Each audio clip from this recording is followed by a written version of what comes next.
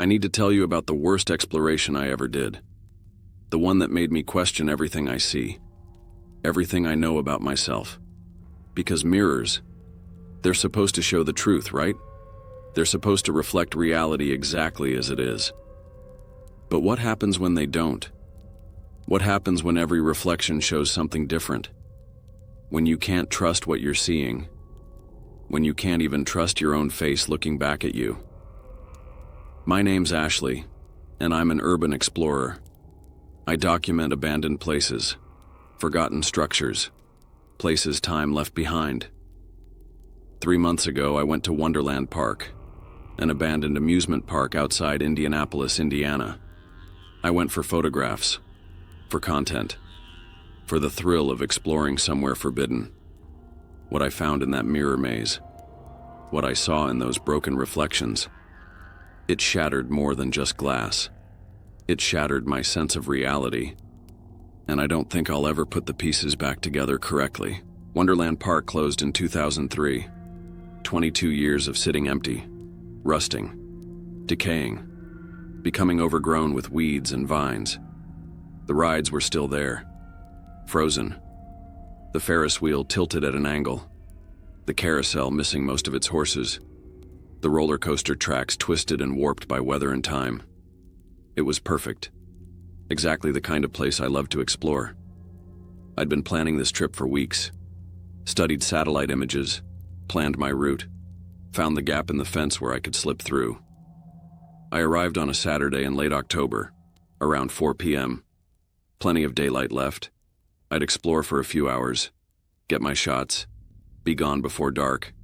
Easy, safe, normal. The park was eerily quiet. No sounds except wind rattling the metal rides and my footsteps on cracked pavement. I photographed everything.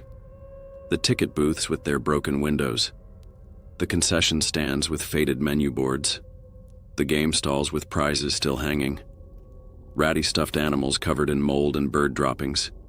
Each photo told a story of abandonment, of time stopping, of a place that used to bring joy now bringing only decay. It was beautiful in its sadness, haunting. This was going to be my best photo series yet. That's when I found the funhouse. Tucked away in the corner of the park, a 2-story building painted in peeling red and yellow stripes. The entrance was a massive clown face, its mouth the doorway. Most of the teeth were broken or missing. The eyes were dark holes, empty, staring. Above it, faded letters spelled out, Wonderland Maze of Mirrors. Perfect.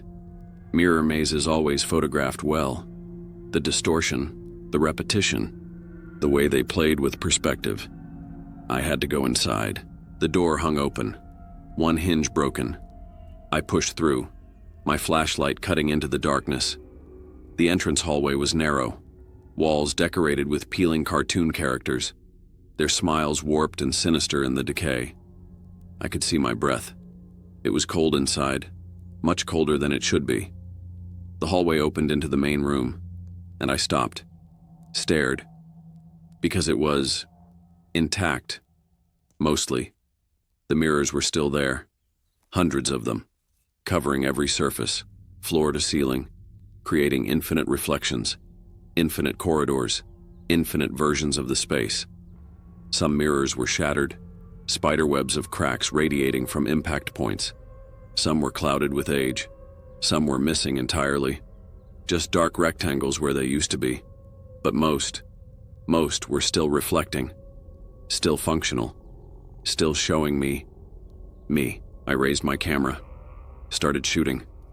The mirrors created incredible compositions. My reflection multiplied. Dozens of Ashleys, hundreds, all holding cameras, all shooting back at me. I moved through the maze slowly, carefully. The floor was slick with moisture and broken glass. I didn't want to cut myself, didn't want to make too much noise. Even though I was alone, the place felt occupied, watched, like the mirrors themselves were aware. Like all those reflections were studying me as much as I was studying them. That's when I noticed something strange. In one of the intact mirrors on my left, my reflection wasn't quite right. It was me. Definitely me. Same clothes, same camera, same everything. But the reflection wasn't moving exactly when I moved. There was a delay, just a fraction of a second, like lag on a video call. I raised my hand. My reflection raised hers a heartbeat later. I lowered it. She lowered hers, always just slightly behind. I told myself it was an illusion, a trick of the angles. These mirrors were designed to distort, to confuse. That's the whole point of a mirror maze. But it felt wrong, felt intentional. I kept moving, deeper into the maze.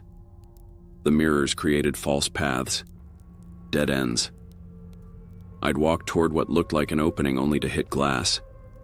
My reflection suddenly inches from my face, staring back, breathing when I breathed, blinking when I blinked. But in some of them, the timing was still off. And in others, the reflections were doing things I wasn't doing. Small things, subtle things. A reflection that smiled when I wasn't smiling. A reflection that tilted its head when mine was straight. A reflection that held its camera at a different angle. At first I thought my eyes were playing tricks. The dim light, the distortion, the confusion of infinite reflections. But the more I watched, the more certain I became. These reflections weren't following me. They were independent. I stopped walking, stood perfectly still, watched the mirrors carefully. Most of my reflections stopped too, mirrored me exactly, but not all of them. In a cracked mirror to my right, my reflection kept walking, moved deeper into the reflected maze, disappeared around a reflected corner, gone. But I was still here, still standing still. My heart started pounding. That wasn't possible. That couldn't be real. I blinked hard, looked again. The mirror showed empty space where my reflection should be. Just the reflected maze. No me. I spun around, checking other mirrors. Most showed me, standing, looking panicked, frightened, but accurate. Real time. Then I saw another anomaly. In a mirror behind me, a reflection of me was facing the wrong direction, looking at something I couldn't see. Her expression was terrified. Eyes wide, mouth open, like she was screaming, but silently. I wasn't making that face. I wasn't looking that way.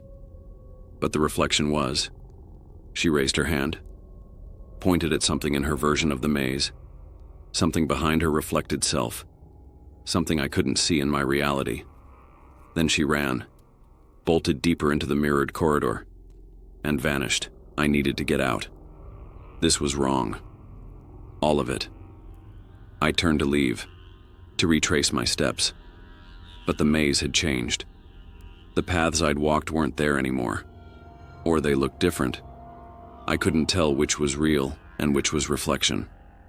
I walked forward, hit glass, backed up, tried another direction, glass again. I was surrounded by mirrors, by reflections, by versions of myself standing in slightly different places, wearing slightly different expressions. Some looked calm, some looked confused, some looked absolutely terrified. Which one was real? Which one was me? I touched a mirror in front of me. My reflection touched back, palm to palm, glass between us. Her eyes met mine, and she whispered something. I couldn't hear it, but I could read her lips. Get out while you still can. I jerked my hand back. My reflection didn't. She kept her palm pressed to the glass, kept staring. Then she turned, looked behind her, at something in her reflected world. Her face went pale. She backed away from the glass, shaking her head, mouthing no, no, no. Then something grabbed her, from behind. I couldn't see what. Just darkness, shadows. She was pulled backward, into the reflected maze, screaming silently. Gone. The mirror went dark. Not broken, not cracked. Just dark. like someone had turned off the lights on the other side. But I was still here, still standing in the same spot, still alone. Or was I?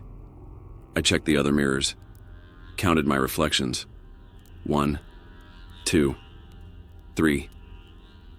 I kept counting, spinning slowly, trying to account for every version of me. But the numbers didn't make sense. There were too many. Way too many. Angles that shouldn't create reflections were showing me. Spaces that should be empty had Ashley's standing in them, watching, waiting, moving independently. One of them, directly across from me in a mostly intact mirror, stepped closer to the glass. She looked exactly like me. Exactly. But her eyes were wrong. Empty.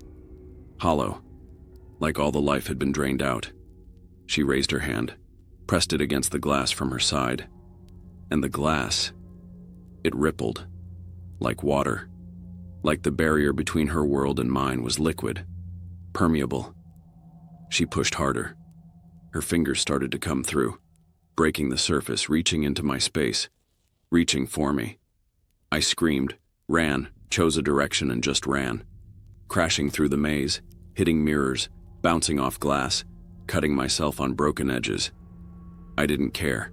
I just needed out. Needed to escape. Behind me I could hear them. Footsteps, multiple sets, all slightly out of sync, all chasing, all the reflections, all the versions of me that weren't me, coming out of their mirrors, coming into the real world, coming for me. I saw light ahead. Real light. Daylight. The exit. I ran harder, burst through the doorway, out of the clown's mouth, into the park, into the late afternoon sun. I collapsed on the pavement, gasping, shaking. I looked back at the funhouse. The entrance was dark, silent. Nothing emerged. Nothing followed. I was alone. I'd escaped. I grabbed my camera, checked the photos I'd taken inside. Maybe they'd show what I'd seen. Prove it was real. Prove I wasn't losing my mind, but when I scrolled through, every photo was wrong. In every shot, in every mirror, in every photo, there were figures, standing in the reflections, watching the camera, watching me. But they weren't my reflection. They were something else. Something wearing my face. Something that looked like me but wasn't. And in the last photo, the one I didn't remember taking, there was a message, written in the condensation on one of the mirrors, in handwriting that looked like mine but couldn't be mine because I never wrote it. It said, "We're still here, and you left one of us behind." I haven't been able to look in mirrors the same way since. Every time I see my reflection, I have to check. Make sure it's moving right. Make sure the timing is correct. Make sure it's actually me looking back. Because sometimes there's that delay, that fraction of a second lag, and I see something in my reflection's eyes. Something that doesn't belong there. Something that's trying to find its way out. Trying to switch places. Trying to make the reflection real and the real into reflection. And I wonder, which side of the glass am I really on? Did I escape that maze?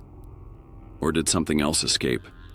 Wearing my face, living my life, while the real me is still trapped in those mirrors, still running, still trying to find the exit, still searching for a way home. If you're drawn to more disturbing accounts from people who've explored places that warped their perception of reality itself, make sure to subscribe to Campfire Nightmares. And here's what I need to know. Have you ever looked in a mirror and felt like your reflection was wrong? Like it was looking at you instead of with you? Or noticed a delay that shouldn't exist? Tell me in the comments what you saw, because I think there are more places like that funhouse. More mirrors that don't just reflect. More boundaries that are thinner than we think. More versions of us waiting on the other side.